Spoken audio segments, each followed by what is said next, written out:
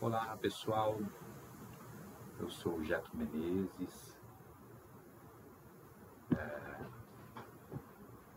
vou fazer um programa aqui específico sobre a carta que o Einstein enviou para o Freud em 1932 sobre a guerra, sobre a Segunda Guerra Mundial, sobre o que estava acontecendo na Alemanha, sobre as razões que poderiam ter levado a isso, as pessoas a fazer guerra. E aí ele faz algumas perguntas nessa carta, porque nessa época ele fazia parte de uma Liga das Nações, acho que é isso. Depois eu vejo se o nome é realmente esse.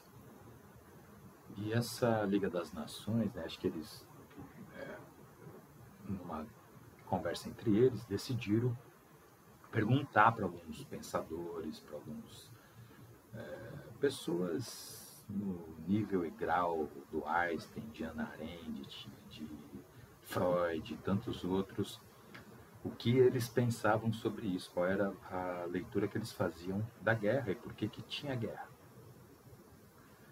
E o Einstein, ele pergunta para o Freud, mas tenta fazer com que o Freud responda não sobre a guerra de uma maneira política, mas de uma maneira que envolve a pulsão humana, do ponto de vista psicológico, da psicanálise. O que leva um cara a fazer isso? O que leva um cara a matar outro?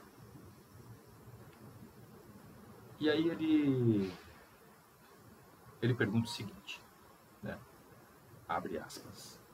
No que me concerne, a orientação habitual do meu pensamento não me fornece nenhum acesso às profundezas do querer e do sentir humanos, de modo que não posso fazer muito mais do que tentar elaborar a postulação da questão e, três pontinhos, ele fala outras coisas, dar a oportunidade ao Senhor de esclarecer a questão do ponto de vista de seu conhecimento profundo da vida pulsional humana. Ponto. Confio que o Senhor possa indicar meios de educação que sejam capazes de eliminar, por um caminho de certa forma não político, os obstáculos psicológicos que aquele que não é experiente em psicologia certamente entende. Fecha aspas, tal. E aí ele fala, mas não consegue julgar o que está acontecendo.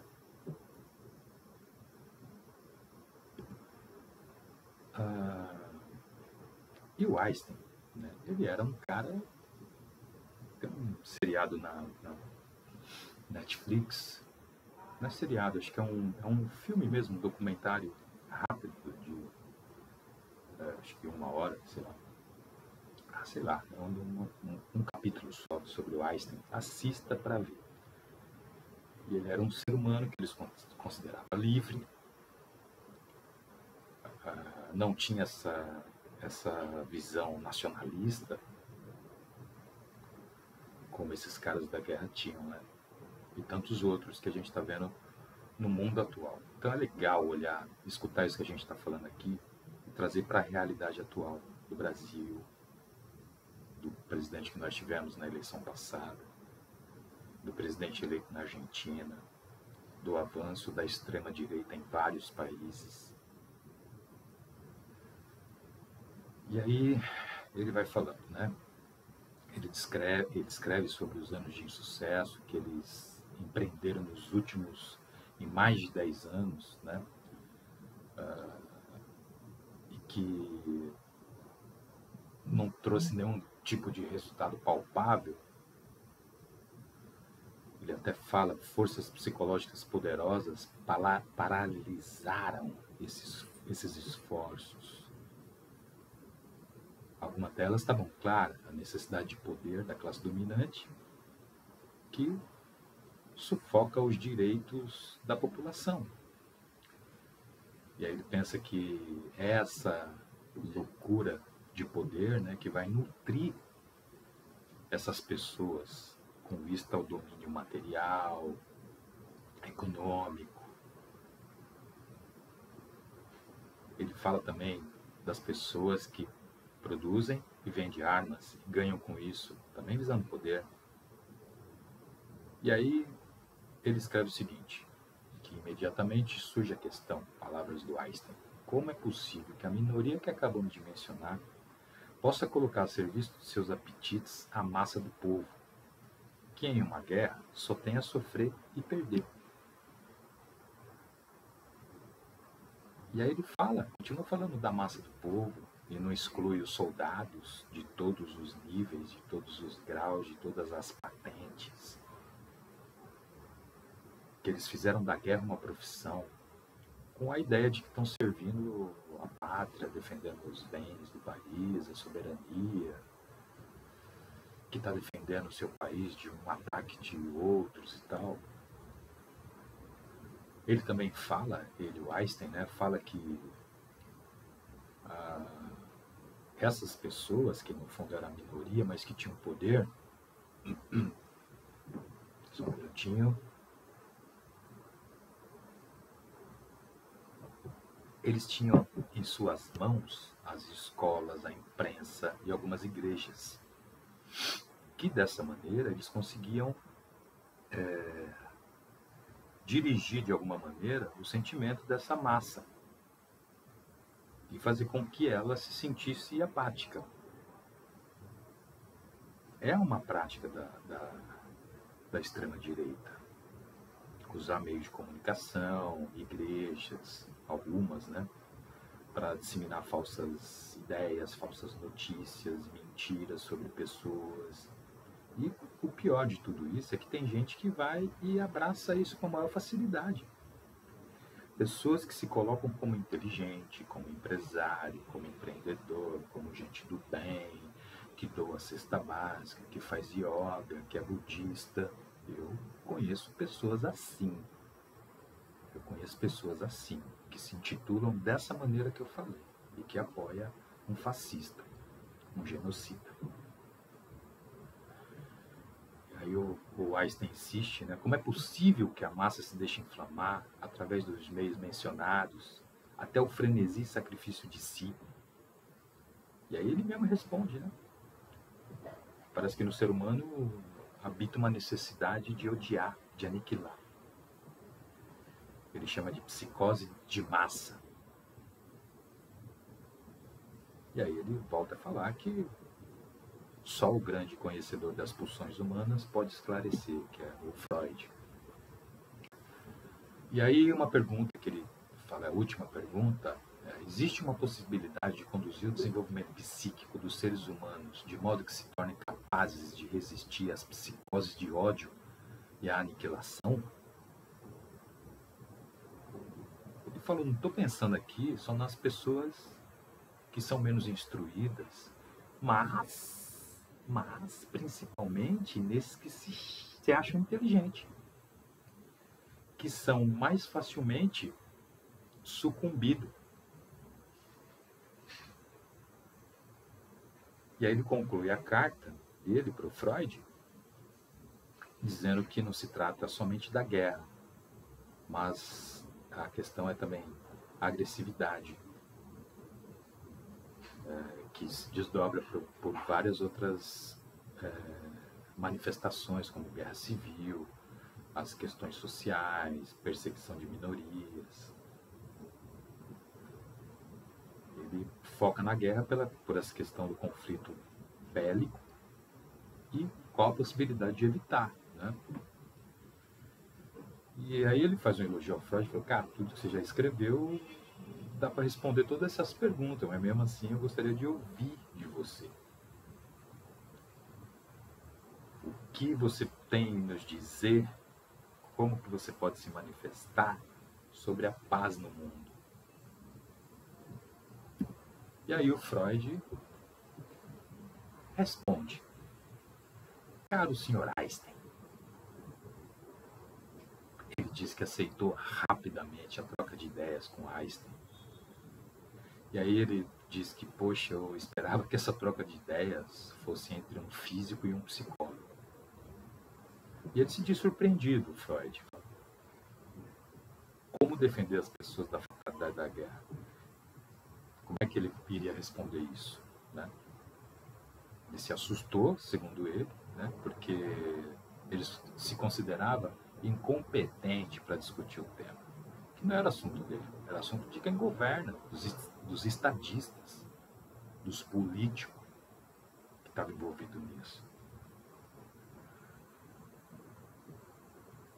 E aí ele sacou que a pergunta não era do físico ou do explorador da natureza, mas de um cara que defende a paz, um filântropo, um cara que buscava o bem-estar, a união das pessoas, viver bem e tal. Assim como outros na época também fizeram, né? E o Freud ainda cita que ele era uma das pessoas, né, que estava prestando, o Einstein, né, prestando auxílio às vítimas da fome e o sem-teto causado pela guerra. Bom, e aí ele fala que não estava sendo exigido dele fazer sugestão prática contra a guerra, mas indicar como a prevenção contra a guerra poderia se apresentar em termos de uma abordagem psicológica. E aí ele elogia o Einstein mais uma vez, falando: nossa, você já falou tudo, mas eu vou navegar com prazer no seu rastro, apenas ampliando o que já foi dito por você, meu caro amigo. E aí ele fala: bom, você iniciou com a relação entre direito e poder, e eu vou sugerir substituir poder por violência. Então, direito e violência. E ele fala que os conflitos entre os seres humanos são decididos com a violência. Assim é no reino animal, o qual o ser humano não deveria se excluir, né? Para os humanos ainda tem um conflito de opinião, que aí soa um pouco intelectualizado, né? Ele fala dos tempos primórdios, o que era levado em consideração era a força muscular, depois essa força muscular foi substituída pela ferramenta, vence quem tem as melhores armas, quem sabe usar melhor, com mais habilidade. E aí, com a introdução da arma, a intelectualidade assume o lugar da força bruta. O propósito continua o mesmo, certo? Eliminar por completo o adversário, matar. O propósito é não ter opositor ou desencorajar os próximos, né? O inimigo que é poupado da morte, ele pode se tornar escravo. E com isso, né, quem domina e torna aquela outra comunidade escrava tem que estar ligado, porque uma hora a vingança do vencido pode vir à tona, né? O escravizado pode se rebelar.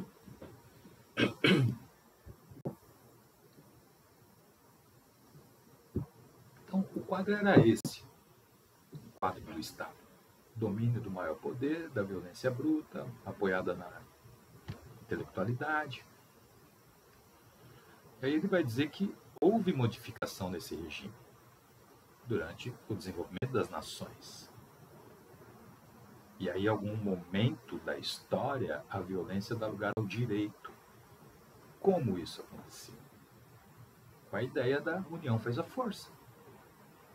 A violência, ela se rompe porque, em algum momento, a união e o poder do que estão unidos naquela determinada comunidade constitui o direito, em oposição à violência do indivíduo.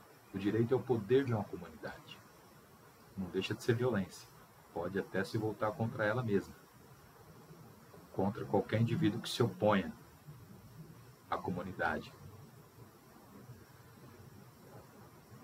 Bom, e aí o Freud diz que essa passagem da violência para o novo direito precisa de uma condição psicológica para amarrar essa ideia.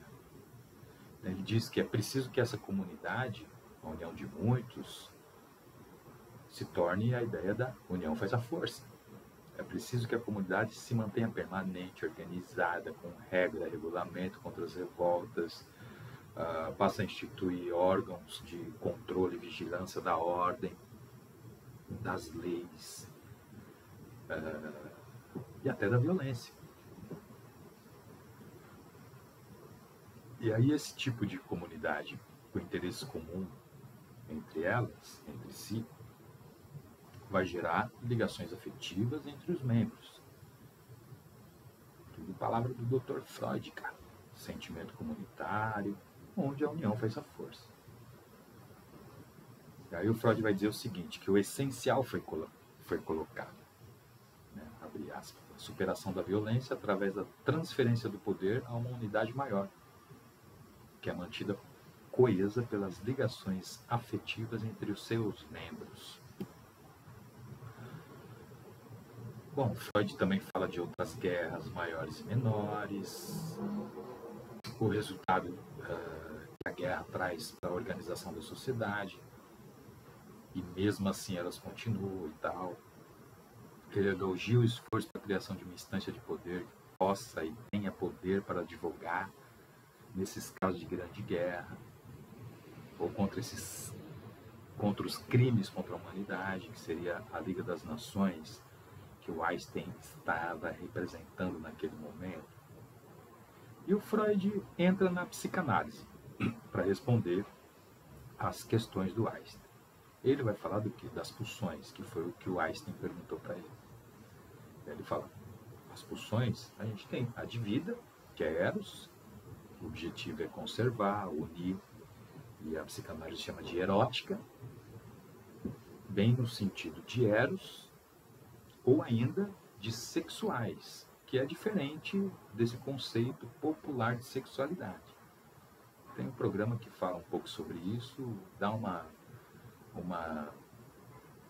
maratonada, são os mais recentes aí, fala um pouco mais sobre esse conceito de sexualidade da psicanálise e tal, e esse conceito mais popular.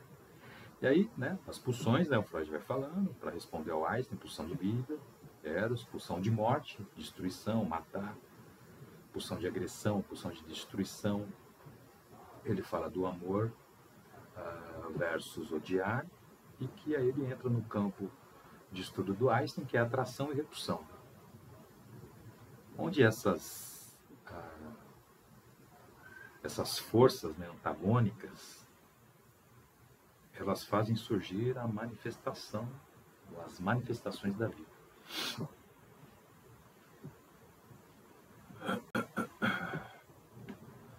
E o Freud diz que, sobre a pulsão de destruição, após muita pesquisa, especulação e tal, ele conseguiu sacar que se trata de uma pulsão que opera no interior de cada ser humano, cada ser vivo. E o objetivo dela é levar esse indivíduo à dissolução. Reconduzir a vida ao estado de matéria inanimada. Por isso ela merece esse nome, pulsão de morte. Enquanto que as pulsões eróticas vai representar a vida, cara, o desejo de viver. A pulsão de morte, ela vai se tornar destrutiva, ela vai se tornar uma pulsão de destruição quando ela é voltada para fora, contra os objetos. Nesse caso que a gente está falando da guerra. O ser vivo preserva a própria vida, destruindo a dos outros. E aí o Freud vai dizer o seguinte, abre aspas, se a disposição para a guerra é uma decorrência da pulsão de destruição, então é natural evocar contra ela o oponente dessa pulsão, Eros. E aí ele vai sugerir dois caminhos, sendo o amor e o interesse comum. O primeiro caminho, o amor, e o segundo, o interesse comum. O amor do ponto de vista da psicanálise e até da religião. Ame teu próximo como a ti mesmo. Olha que bonito. Tá cheio de cara da religião, fazendo guerra, apoiando guerra, disseminando o ódio contra presidente, contra pessoas que apoiam, de repente, um determinado presidente. Que é muito bonito falar. Ame teu próximo como a ti mesmo. Mas é difícil de cumprir. O Freud vai falar, que eu acho muito interessante, desse cuidado na formação de liderança, de políticos. Os partidos poderiam fazer algumas ações voltadas para isso. ter uma visão mais humanista, sem uma propensão à intimidação das pessoas, né? E lutar para que a verdade seja uma tônica. Mas, por outro lado, ele também acredita que esse pensamento pode ser utópico. Porque o caminho que os líderes que visam o poder e a dominação nunca será esse. Poder, domínio, riqueza pessoal. Por isso que tem guerra, né? E aí o Freud fala assim, eu não estou satisfeito com essa pergunta do Einstein. Ele fala assim, por que nos indagamos tanto com a guerra? O senhor e eu, e tantos outros, por que não a aceitamos como mais uma das muitas penosas desgraças da vida? E a resposta que ele encontra é a seguinte, porque todo e qualquer ser humano tem o direito à sua própria vida. Porque a guerra aniquila vidas humanas cheias de esperança. Coloca cada um dos seres humanos em situações que o degradam. Obriga-o a assassinar outros que ele não quer. Destrói valores materiais preciosos, resultado do trabalho humano e muitas outras coisas. E ele fala o seguinte, cara, que é pesado, hein? Psicanálise não é melzinho na chupeta. Ele fala assim, a razão principal pela qual nos indagamos contra a guerra é que não podemos deixar de fazer. A gente é pacifista, é fácil justificar a nossa posição com vários argumentos. E o Freud, vai dizer o seguinte, que o processo de desenvolvimento da cultura da população, que vão chamar de civilização, alguns chamam de civilização, é o processo que originou tudo isso. Tanto o que de melhor a gente pode ter se tornado e também as questões, né, boa parte daquilo que a gente sofre. Ele diz ainda que esse modelo pode levar à extinção da espécie humana, porque ele é prejudicial à função sexual em mais de uma maneira. A função sexual não é só sexo, não é só transa, genitália na genitália, não é só isso. É respeito, amor, carinho, acolhimento, muita coisa boa, né? Muita coisa que dá prazer de viver. E aí ele vai falar que hoje em dia raças incultas e camada mais atrasada da população multiplicam mais do que as altamente instruídas. Basta ver o que aconteceu no Brasil com a eleição do presidente anterior ao Lula. Eu não sou lulista, eu não sou petista. Eu sou pacifista. Olha o que aconteceu na Argentina. Olha o que vai acontecer na Argentina e o que já está acontecendo. A fome e a miséria já é uma certeza. E aí ele diz o seguinte, dessas características psicológicas da cultura, duas delas parecem ser importantes. O fortalecimento do intelecto, que começa a dominar a vida profissional, e a interiorização da inclinação à agressão, com todas as suas vantagens e desvantagens. E o Freud encerra dizendo o seguinte, tudo que estimula o desenvolvimento cultural também trabalha contra a guerra. Ou seja, não basta ser só pacifista, não basta brigar contra isso, não basta se indignar somente contra isso. É necessário ter ações para que pessoas sejam melhor informadas, melhor educadas, melhor amparada, que possa ter uma outra versão, que não fique só nessa, que possam entender que ele está sendo manipulado, que as suas ideias estão sendo sucumbidas, que ele está sendo enganado, que ele está sendo dominado, que ele está sendo manipulado, que ele está sendo induzido a praticar coisas das quais ele pratica com medo de sofrer algum tipo de represália. Então, esse é o objetivo, talvez, para que haja transformações. Se vai acabar a guerra, talvez não acabe. mas pode reduzir, pode diminuir, pode ser mais rápida, pode ser menos traumática, né? Então, eu encerro o programa por aqui e agradeço por você participar, escutar, ouvir. Peço a gentileza de compartilhar, de curtir, de comentar, porque como a gente é pequeno diante de vários outros companheiros que estão na internet, é muito fácil, isso é legal também a gente pensar, né? É muito mais fácil a gente pegar e compartilhar de quem tem 100 mil seguidores do que o colega que tem 1000, né? 1.700. Então é muito mais fácil a gente estar junto com aqueles. Isso acontece aqui, ó, né? Acontece aqui, o cara tem poder, eu vou com ele. Eu não vou ficar aqui com a população, né, cara? Imagina, eu vou ficar aqui com os pobres, com os pé de rato, né? Não, eu vou lá com o chefe, cara, com o patrão, que tem 400 milhões de seguidores. Não. Tem gente que tem milhões de seguidores, você não sabe nem quem é, não traz nenhum benefício para a paz, para a cultura, para, sei lá, para uma vida melhor.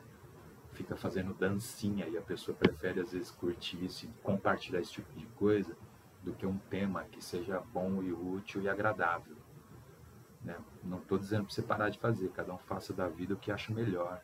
Eu não faço, mas cada um faz o que acha melhor. Então é isso que eu peço. Se você gosta, compartilha no teu Instagram, compartilha com teus colegas, com as tuas colegas, né? Não adianta às vezes, porque isso acontece muito, as pessoas escutam um programa, o meu programa particularmente, e eu atendo, eu respondo para todo mundo. Então fica fácil essa comunicação, né? Porque como são poucas pessoas, eu consigo responder para todos. Mas não queira tirar proveito disso, né? Ao mesmo tempo que você me enche de questões, você não compartilha o programa. É ruim isso, não é verdade? Você está dando poder para quem já tem mais poder. E o cara que tem pouca visibilidade, você, ele é legal, mas ele é pequeno, né? Deixa ele aí quietinho. Isso acontece com você também. Então, obrigado. Desculpa o desabafo aqui no final, mas acho que é necessário. E peço a gentileza de curtir, de compartilhar, de inclusive falar sobre o que eu falei aqui agora, né? Sobre o meu desabafo, sobre o tema. Os canais estão abertos para isso. Obrigado, beijo e até o próximo programa que eu vou fazer sobre a técnica, a clínica da psicanálise. Valeu, até mais.